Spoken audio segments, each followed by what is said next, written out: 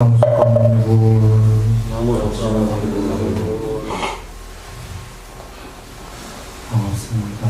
평안히들 지내셨나요? 네.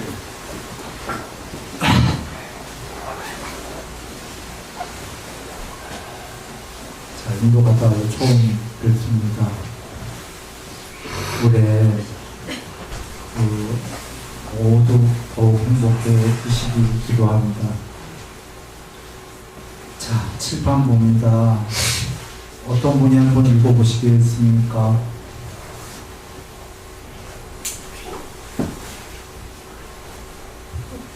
잠깐만요. 어떻게 아따님은 시작했고 저기 손 들었어. 자, 아따님 먼저 하고 성경도 뒤에 하지.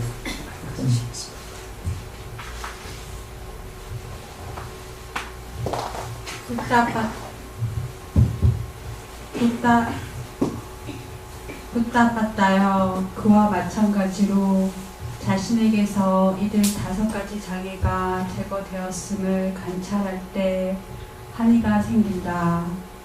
한의로운 자에게 희열이 생긴다. 희열을 느끼는 자의 몸은 경안하다. 몸이 경안한 자는 행복을 느낀다.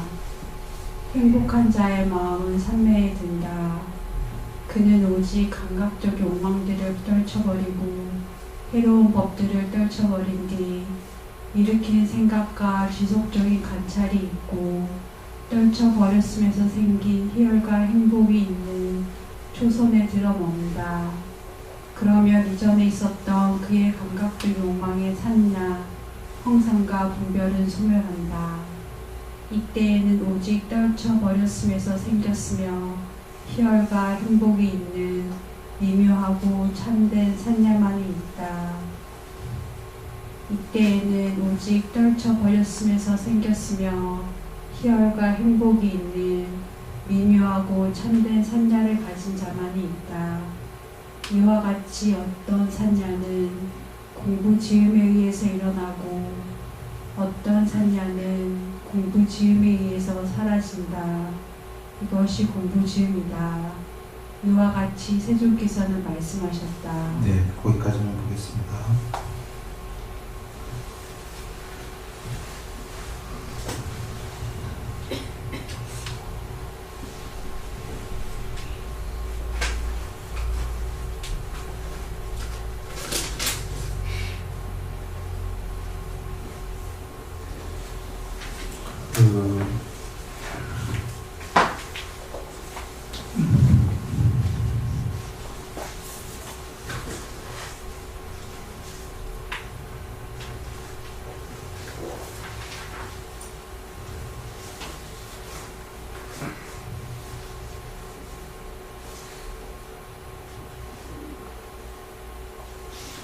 다섯 가지 장애는 감각적 욕망, 성냄, 해태와 혼침, 들뜸과 부의 회의적 의심. 아시죠? 이게 없어지면 산매되는 거죠. 우리 자주 공부했었습니다. 그래서 이게 지금 사라지면 초선이 된다, 이런 말씀을 하시는 겁니다. 제거되었을 때 환희가 생기고 환희로운 자에게 희열이 생긴다가 초선이선 희열을 느낀 자의 몸은 경안하다, 행복하다, 3선, 산매에 든다, 4선 이렇게인데요. 이건 통론이고요. 앞에 5가지 장애가 나왔기 때문에 이런 식으로 계속 산매에 든다 이렇게 통론적으로 말씀이 되시고, 그 중에 여기서 이제 초선이 나옵니다. 이어서 초선 나오고 그 뒷장가는 이제 아직 읽지 않은 부분은 2선 나오고 이제 계속 나오는 건데요. 초선이 들었을 때에 먼저 봅니다. 정용구지요. 오직 감각적 욕망들을 떨쳐버리고 해로운 법들을 떨쳐버린 뒤 일으킨 생각과 지속적 관찰이 있고 떨쳐버렸으면 생긴 희열과 행복이 초선에 들어옵니다. 여기서 우리가 아는 건데, 오직 이 말씀을 보시면 오직 감각적 욕망을 떨쳐버리고 해로운 것들을 떨쳐버린 뒤 떨쳤을 때 초선이 된다고요. 오직. 또는 그 뒤에까지 일으킨 생각과 지속적 관찰이 있고 오직 그때만 초선이 된다, 이런 의미로 보시면 되는데요. 여기 오직이 다른 방법은 안 된다라는 얘기입니다. 초선은 이게 무슨 말이냐면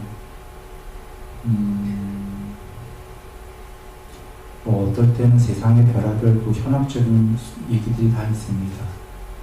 불만스러울 때 불만을 만족해라, 그대로 즐겨라, 그러면 행복하다, 뭐 이런 공부도 있고, 그게 일시적으로는 그럴 수 있을 겁니다. 자기가 처한 모든 것을 만족을 해야 돼요. 경에도 계셔요. 그러나 또 다르게는 경에는 괴로움을 조건으로 괴로움을 접촉하면서 행복할 자는 없다예요. 이렇게 얘기해 볼까요? 번뇌도 즐겨라, 말은 근사합니다. 그런데 그렇게 하려고 그러면 그 순간에는 어쩌면은 갑자기 일시적으로 행복해질 수도 있습니다. 번뇌를 받아들였다, 뭐 이렇게 갖고. 그러나 경에 괴로움은 수용해도 괴로움이다, 부처님이 부르셨습니다. 지속적으로 행복할 수는 없다는 거예요. 괴로울 뿐이지. 돌아옵니다. 여한 방법으로 일시적일 수는 있지만 희열에 드는, 초선에 드는 오직 방법은 그런 현학적인 게 아니라 오직 감각적 욕망을 떨쳐버리고 마음속에서 해로운 요소들을 떨쳤을 때만 오직입니다.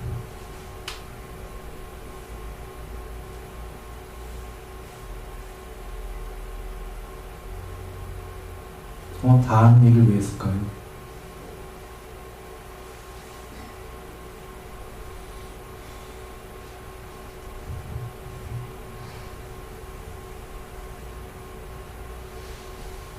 그냥 그렇게 하고 넘어가겠습니다. 여하게 현학적인 방법들이 다 동원되더라도 우리가 그때마다 뭐 이런 것도 되나 저런 것도 되나 이렇게 이제 가다 보면 그럴 때가 있습니다. 그때 잘 여겨야 되는 게, 그런 게 일시적인 방법들은 될 수 있을망정 실제로 유지되고 점점 공부가 높아지는 건 오직 감각적 욕망을 줄이고 해로운 요소들을 떨쳤을 때 오직 그때만이 초선이 된다예요. 그리고 뒤에까지가 어떻게 하면 그렇게 되냐면 오직 일으킨 생각과 지속적 관찰이 단일하게 되었을 때만 그렇게 된다, 그런 얘기입니다. 그러면 그 이전에 있었던 그의 감각적 욕망의 상은 소멸하고 이때에는 오직 떨쳐버렸음에서 생긴 희열과 행복이 있는 미묘하고 참된 상만이 있다. 여기서 감각적 욕망의 상이 소멸했다라는 건 감각적 욕망의 상이라는 건 부처님께서 형상과 분별 이렇게 정의를 하셨기 때문에, 혹은 지수화풍의 이름 붙이기를 통해서 개념이 생긴다, 그것이 상이다 라고 하셨는데, 이걸 세상 이렇게 생각하셔도 됩니다. 지수화풍이라는 워크, 에너지 등등의 단어를 붙이고 언어가 생기고 개념이 생기고 개념의 확장이 생긴 게 이 세상이기 때문에, 상에도 이렇게 정의를 하셨지만 12영기에 가면 샹카라 10명색, 명색도 이렇게 정의하셨습니다. 네 번째, 그 지수와 풍의 이름 붙이기를 통해서 분별이 생겨난다, 그게 명색이고, 그 다음에가 아니비설신과 색성향 미촉법, 이렇게 세상이 생겨나는 거거든요. 그래서 그렇게 정리하셨습니다. 상은 세상 이렇게 보셔도 됩니다. 지수화풍이라는 에너지 원소들에다가 분별이 생겨버려서 형상과 분별이 있는 세상, 감각적 욕망의 상의 세계는 소멸하고 희열과 행복이 있는 미묘하고 참된 상만이 있다는데요. 이때 미묘하고 참된이 라는 건 앞에 그 욕망의 세계, 상에 비해서는 더 높고 미묘하고 참된 상이 있다입니다. 그런데 미묘하고 참된 세상이 있다, 드러났다 이렇게 보시면 되고요. 그 초선천 같은 겁니다. 천상세계. 그런데 지금 천상세계 같다는 아니고 그러한 상태의 세상 같은 그러한 상태에 있다 이렇게 의미가 되고, 이때에는 오직 떨쳐버렸으면 생긴 희열과 행복이 있는 마찬가지의 정향입니다. 미묘하고 참된 상을 가진 자만이 있다. 여기서 유념해야 될 건 미묘하고 참된 앞에 보시면 상만이 있고 미묘하고 참된 상, 세상이 있고, 문제는 미묘하고 참된 상을 가진 자만이 있다. 가진 자가 있답니다. 즉 요약하면 미묘하고 참된 세상이 있고 거기에 미묘하고 참된 세상뿐이 아니라 세상을 가진 자, 존재가 있다 그런 얘기입니다. 자기가 그런 존재의 상태가 됐다 그 얘기입니다. 초선이 되니까 초선이라는 미묘하고 참된 상, 세상의 상태가 드러났고 그런 상태의 세상만 있는 게 아니라 미묘하고 참된 상을 가진 자, 가진 분, 가진 존재가 있는데 그게 자기가 그렇게 된 거죠. 가 있다. 이와 같이 어떤 산야는 이 세상 전체가 산야입니다. 욕망의 산야의 세계, 초선의 상의 세계, 이선의 상의 세계 모두 이런 건데, 어떠한 산야는 공부지음에서 생겨나고 어떠한 산야는 공부지음에 사라진다. 욕망과 해로운 요소를 좀 떨치니까 감각적 욕망의 세계라는 욕계의 상은 소멸하고 사라지고 초선천이라고 하는 상의 세계는 새로이 일어났다. 그리고 자기는 그것을 가진 자, 거기에 존재가 되었다. 공부지음에 의해서 이렇게 되고요. 두 번째는 항상일로님이 읽어보시려니까. 오다 받아요. 다시 비고는 일으킨 생각과 지속적인 관찰이 가라앉았기 때문에 자기 내면의 것이고 확신이 있으며 마음이 단일한 상태이고, 일으킨 생각과 지속적인 관찰은 아니고 사마디에서 생긴 희열과 행복이 있는 제2선에 들어 머문다. 그러면 이전에 그에게 있었던 떨쳐버렸음에서 생겼으며 희열과 행복이 있는 미묘하고 참된 산야는 소멸한다. 이때에는 오직 삼매에서 생긴 희열과 행복이 있는 미묘하고 참된 산야만이 있다. 이때에는 오직 삼매에서 생긴 희열과 행복이 있는 미묘하고 참된 산야를 가진 자만이 있다. 이와 같이 어떤 산야는 공부지음에 의해서 일어나고 어떤 산야는 공부지음에 의해서 사라진다.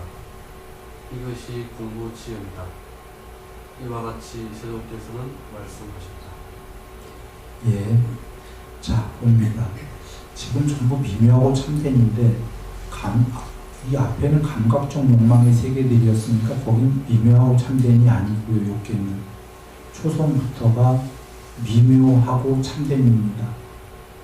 단어가 의미하듯이 미묘하다.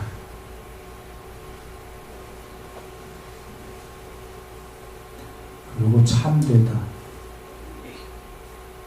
좋은 단어죠. 그런데 상이다. 더 높은 공부 지으면 소멸할 상이다. 그 상이란 단어는 별로 안 좋은 단어죠. 좋은 단어와 안 좋은 단어의 조합입니다. 그 이전에 국민학교에 비해서는 중학교가 미묘하고 참되지만 여전히 고등학교에 비해서는 공부를 더 지으면 사라질 상이다. 중학교가. 이런 의미가 됩니다. 여기 이선의 정형구가 나왔는데 이선의 정형구 넘어갑니다. 전에 많이 했었고 이것을 하고자 하면 이것만 시간이 1시간입니다. 이선의 정형구 넘어가고요. 그 이선이 되었을 때에 이제 이전에 그에게 있었던 떨쳐버렸으면서 생긴 희열과 행복이 있는 미묘하고 참된 산양은 소멸한다. 이게 뭐지요? 초선. 초선의 세계는 소멸한다. 그리고 이때에는 오직 이선이라는 산매에서 생긴 희열과 행복이 있는 미묘하고 참된 산야만이 있다. 이선이라는 세상만이 있고 이때 이선이라는 미묘하고 참된 상을 가진 자만이 있다. 이선이라는 세상도 있고 이선의 존재도 자기가 되었다. 이렇게입니다.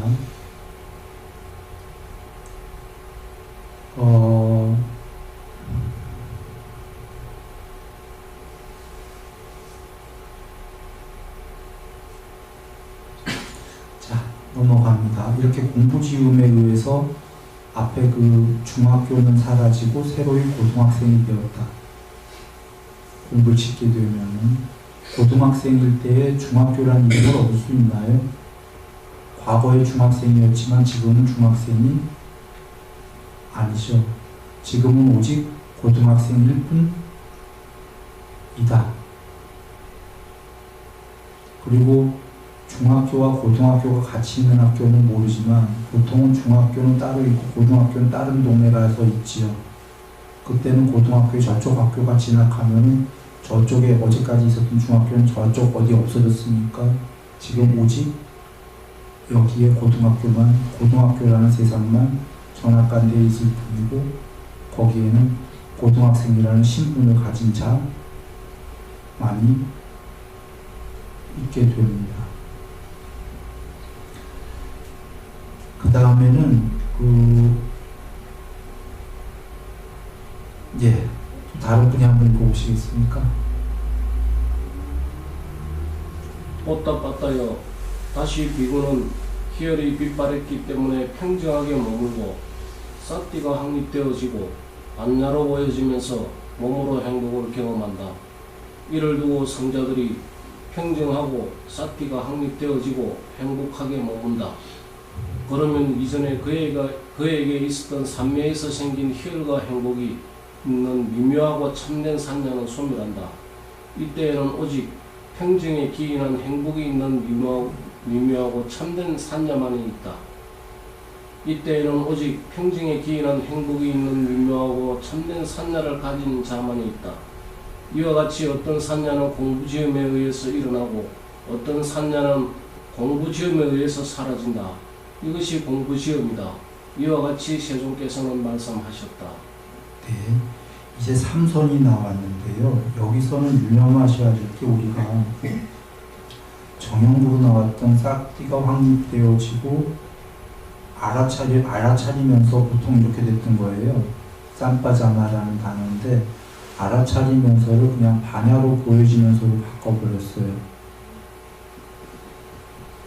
본문에는 알아차리면서 늘 이렇게 돼 있을 겁니다. 그렇게 바꾼 이유는 이제 맨 뒤에 궁극까지가 쌈빠자나가 다 보고 있다 이렇게가 나오기 때문에 알아차리면서라는 단어가 아닐 거다라는 거예요. 반야로 보면서의 그러니까 형용사형이죠. 실제로 빠자나티라는 게 반야로 보다라는 동사입니다. 빠자나가 반야겠죠? 그래서 쌈이라는 건 우리가 쌈마 쌈붓다 할 때 그 발음 이런 뜻이기 때문에 바르게 반야로 보여지면서 이런 뜻일 거예요.